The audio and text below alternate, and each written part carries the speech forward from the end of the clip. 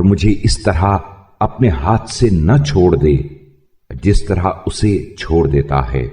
جس میں کوئی بھلائی نہ ہو اور نہ تجھے اس سے کوئی مطلب ہو اور نہ اس کے لیے توبہ و بازگشت ہو، اور مجھے اس طرح نہ پھینک دے جس طرح اسے پھینک دیتا ہے جو تیری نظر توجہ سے گر چکا ہو اور تیری طرف سے ذلت و رسوائی اس پر چھائی ہوئی ہو، بلکہ گرنے والوں کے گرنے سے اور کج رووں کے خوف و ہراس سے اور فریب خوردہ لوگوں کے لغزش کھانے سے اور ہلاک ہونے والوں کے ورطۂ ہلاکت میں گرنے سے میرا ہاتھ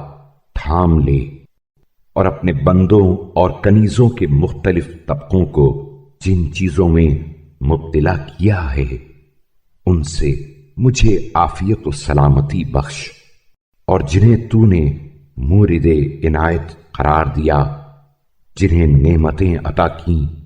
جن سے راضی و خوشنود ہوا، جنہیں قابل ستائش زندگی بخشی اور سعادت و کامرانی کے ساتھ موت دی، ان کے مراتب و درجات پر مجھے فائز کر، اور وہ چیزیں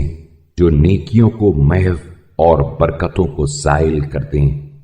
ان سے کنارہ کشی اس طرح میرے لیے لازم کر دے جس طرح گردن میں پڑا ہوا طوق، اور برے گناہوں اور رسوا کرنے والی معصیتوں سے علیحدگی و نفرت کو میرے دل کے لیے اس طرح ضروری قرار دے جس طرح بدن سے چمٹا ہوا لباس، اور مجھے دنیا میں مصروف کر کے کہ جسے تیری مدد کے بغیر حاصل نہیں کر سکتا ان اعمال سے کہ جن کے علاوہ تجھے کوئی اور چیز مجھ سے خوش نہیں کر سکتی، روک نہ دے۔